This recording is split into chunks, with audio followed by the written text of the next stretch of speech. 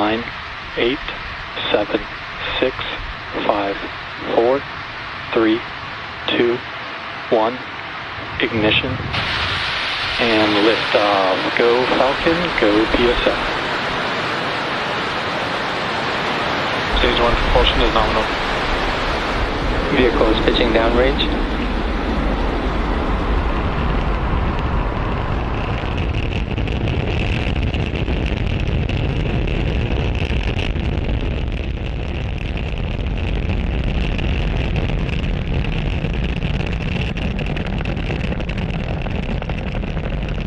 That incredible view means that Falcon 9 has successfully lifted off from pad 40. And right now we are throttling down to prepare for max Q in about 30 seconds. As you may have heard us explain before, this is the period of highest aerodynamic pressure on the vehicle. Power and telemetry nominal. That's because at this point, we are seeing the greatest difference in dynamic pressure, which is increasing with the rocket's speed, and ambient static pressure, which is decreasing as we move up through the Earth's atmosphere. Vehicle is supersonic. With that call out, we know that Falcon 9 is moving faster than the speed of sound.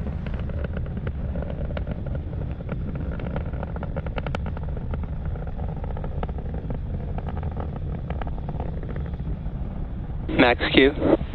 With confirmation that we've passed through max Q, we have 3 events coming up in quick succession, starting with main engine cutoff, stage separation, SES-1, or second engine start 1.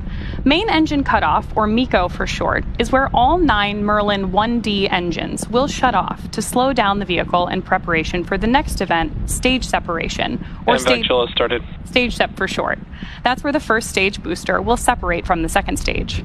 Right after stage sep, the first stage will start its journey back to Earth, targeting a landing on our drone ship, a shortfall of Gravitas, which is currently stationed in the Atlantic Ocean, about 680 kilometers downrange. Now, during that time, Stage 2 will continue on its journey to space with the third event, Second Engine Start 1, or SES-1 on the nets, and this is where the single MVAC engine will ignite to propel the second stage along with the PSN Satria payload to orbit. In addition to these 3 major events, the fairing halves will also separate less than a minute after SES-1, so keep an eye out for all of those coming up in about 10 seconds.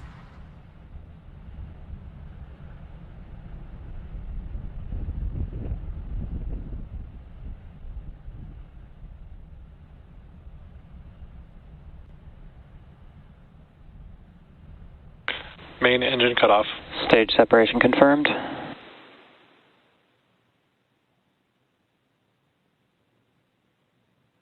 MVAC startup.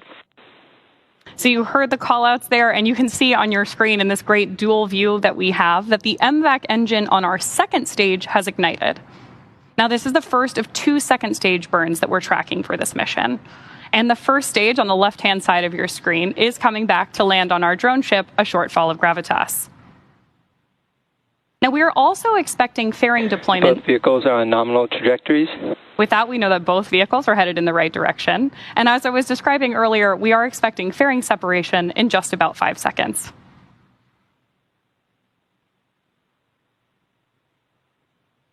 Fairing separation confirmed. As some of you mentioned earlier, reusability is part of our secret sauce here at SpaceX. So with that confirmation of fairing separation, we know that both of those are coming home again. The first, or one of them is flying Acquisition of signal Bermuda for the 7th time and the other for its 9th.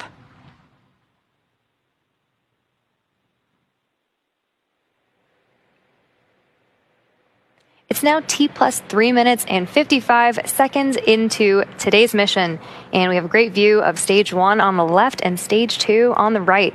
In order to complete today's landing, the first stage has 2 more burns left. Next up will be the entry burn, where 3 of the Merlin engines on the first stage will reignite, and this will help slow down the F9 first stage as it re-enters the upper part of the Earth's atmosphere. That entry burn should start in about 2-ish minutes from now and will last about 20 seconds.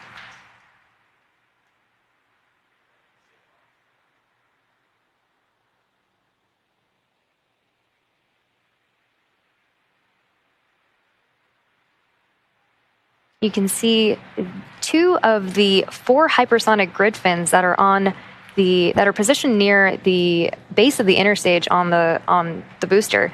And stage 1 is currently using nothing but the grid fins for steering as it's returning back to Earth.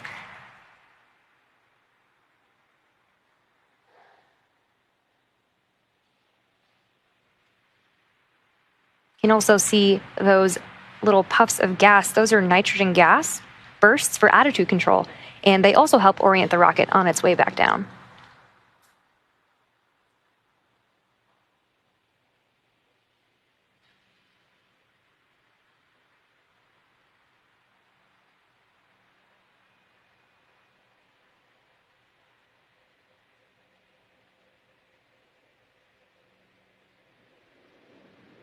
And some really awesome views of planet Earth behind stage 2. And again, that entry burn on the first stage coming up in about a minute.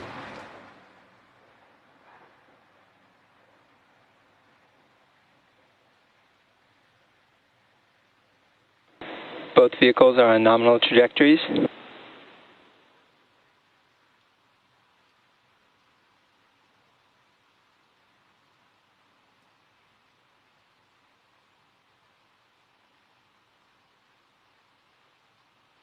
Like I promised, we have great views of Earth behind MVAC and behind the first stage as it's coming back down to Earth.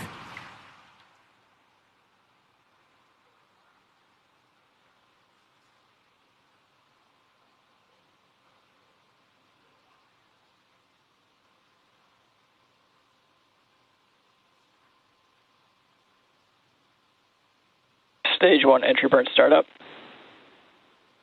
You can see that 3 of those engines have now relit engines 1, 5, and 9 for the entry burn. It's about 20 seconds for this burn.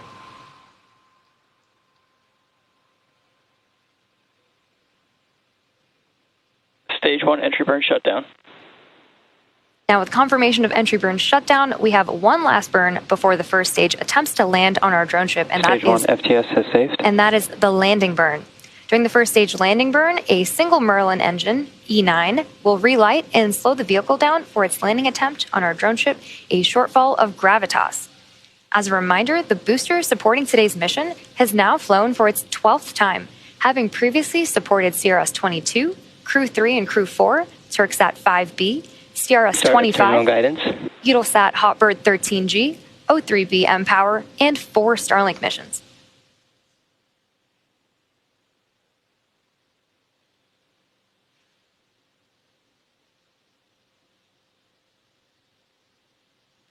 We'll also be coming up on SECO 1 or second engine cutoff 1 in about 30 seconds from now. Stage 1 transonic. Stage 2 FTS has saved. You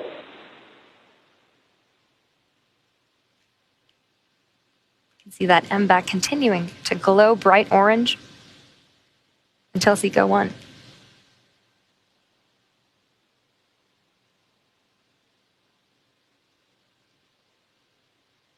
Nominal orbit insertion. MVAC shutdown.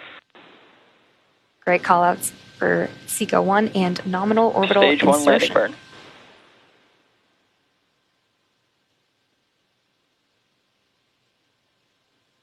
Expected loss of signal, Cape Canaveral. There's that view of landing burn. Stage 1 landing leg deploy.